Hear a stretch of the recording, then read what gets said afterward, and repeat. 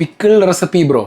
ചോറിന്റെ ഒക്കെ സൈഡായിട്ട് കൂട്ടാൻ പറ്റിയ ഒരു കിഡിലൻ പിക്കിളിന്റെ റെസിപ്പിയാണ് കേട്ടോ. അന്ന് പിക്കിൾ ഉണ്ടാക്കിയപ്പോൾ ഞാൻ റെഡ് ക്യാപ്സിക്കം വെച്ചാണ് ഉണ്ടാക്കിയത്. ഇന്നിപ്പോ അതില്ലാത്തതുകൊണ്ട് ഞാൻ ഗ്രീൻ ക്യാപ്സിക്കം വെച്ച് ഞാൻ നിങ്ങൾക്ക് കാണിച്ചു തരാം കേട്ടോ. Let's go. ഞാനിവിടെ 2 ചെറിയ സവാള തൊലിയൊക്കെ കളഞ്ഞ് ജൂലിയൻ ചെയ്തെടുക്കുന്നുണ്ട് കേട്ടോ. നടുക്കത്തെ ഈ പാർട്ട് കളഞ്ഞ അരിയുവാണെങ്കിൽ നല്ല പ്രോപ്പർ ജൂലിയൻ കിട്ടും കേട്ടോ. അപ്പൊ ഇനി സവാള അരിയുമ്പോൾ ഇതേപോലെ ഒന്ന് ട്രൈ ചെയ്ത് നോക്കെ. ആ പാർട്ട് കളയണമെന്നില്ല, നിങ്ങൾക്ക് വേണമെങ്കിൽ അതും നീളത്തിലരിഞ്ഞ് ആഡ് ചെയ്യാം കേട്ടോ. ഇനി സവാള എല്ലാവരും ബൗളിലേക്ക് മാറ്റി ഒരു വലിയ ക്യാരറ്റിന്റെ പകുതി കട്ട് ചെയ്തെടുക്കുന്നുണ്ട് കേട്ടോ. ഇനി ഈ ഒരു വലുപ്പത്തിൽ സ്ലൈസസ് ആക്കിയിട്ട് നീളത്തിലരിഞ്ഞ് നമ്മൾ നേരത്തെ അരിഞ്ഞ സവാളയുടെ കൂട്ടത്തിൽ ഇട്ട് കൊടുക്കുക കേട്ടോ. ഇവിടെ പകുതി ഗ്രീൻ ക്യാപ്സിക്കം നടുക്കത്തെ വൈറ്റ് പാർട്ടെല്ലാം കട്ട് ചെയ്ത് കളഞ്ഞിട്ട് ജൂലിയൻ ചെയ്തെടുക്കുന്നുണ്ട് കേട്ടോ. കൂട്ടത്തിൽ കുറച്ച് എരിവിന് വേണ്ടിയിട്ട് ഒരു പച്ചമുളക് ഇതേപോലെ ഡൈസ് ചെയ്തിടാം. നിങ്ങൾക്ക് വേണമെങ്കിൽ 2 3 ഇടാം കേട്ടോ. പിന്നെ ലാസ്റ്റ് ആൻഡ് ഫൈനൽ ആയിട്ട് കുറച്ച് വേപ്പില ഇതേപോലെ ചെറുതായിട്ട് ഡൈസ് ചെയ്തിടാം കേട്ടോ. എന്റെ കയ്യിലുണ്ടായിരുന്നത് ഫ്രിഡ്ജിൽ നിന്ന് ഡ്രൈ ആയിപ്പോയി. നിങ്ങൾക്ക് ഫ്രഷ് കിട്ടിയ അത്രയും നല്ലത്. ഇനി എല്ലാം നല്ലോണം മിക്സ് ചെയ്തിട്ട് 2 ടീസ്പൂൺ പഞ്ചസാരയും 1/2 ടീസ്പൂൺ ഉപ്പ് ഇട്ട് 1/4 കപ്പ് വിനീഗറും കൂടെ ഒഴിച്ചിട്ട് ഒന്ന് തിരുമ്മി അരമണിക്കൂർ റെസ്റ്റ് ചെയ്ത് എടുത്തു കഴിഞ്ഞാണ്ടല്ലോ അതെ നമ്മുടെ പിക്കിൾ റെഡി. സെറ്റ് ആയിട്ട് വന്നിട്ടുണ്ട്. കാനഡയിൽ ഇതിനെ പിക്കിൾ എന്നും പറയും, നമ്മുടെ നാട്ടിൽ ഇതിനെ സാലഡ് എന്നും പറയും. എന്താണല്ലേ, ഇവിടെയുള്ള പിക്കിളാണെങ്കിൽ പഞ്ചസാരയൊക്കെ ഇടും കേട്ടോ. നമ്മുടെ നാട്ടിലത്തെ പോലെ മുളക് പൊടിയൊക്കെ ഇട്ട് നല്ല അച്ചാർന്നൊക്കെ പറയുന്ന പോലത്തെ ഐറ്റംസ് അല്ല. കഴിച്ചു നോക്കട്ടെ. എന്തായാലും കഴിച്ചില്ലല്ലോ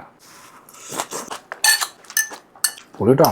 എന്തായാലും നിങ്ങൾ ചോറിന് ഇവിടെ ഒക്കെ ഒന്ന് കഴിച്ചു നോക്കും. സംഭവം വെറുതെ പൊളിയായിരിക്കും കേട്ടോ. അപ്പൊ പുതിയ റെസിപ്പി ആയിട്ട് നമുക്ക് അടുത്ത വീഡിയോയിൽ കാണാം. അപ്പൊ ശരി.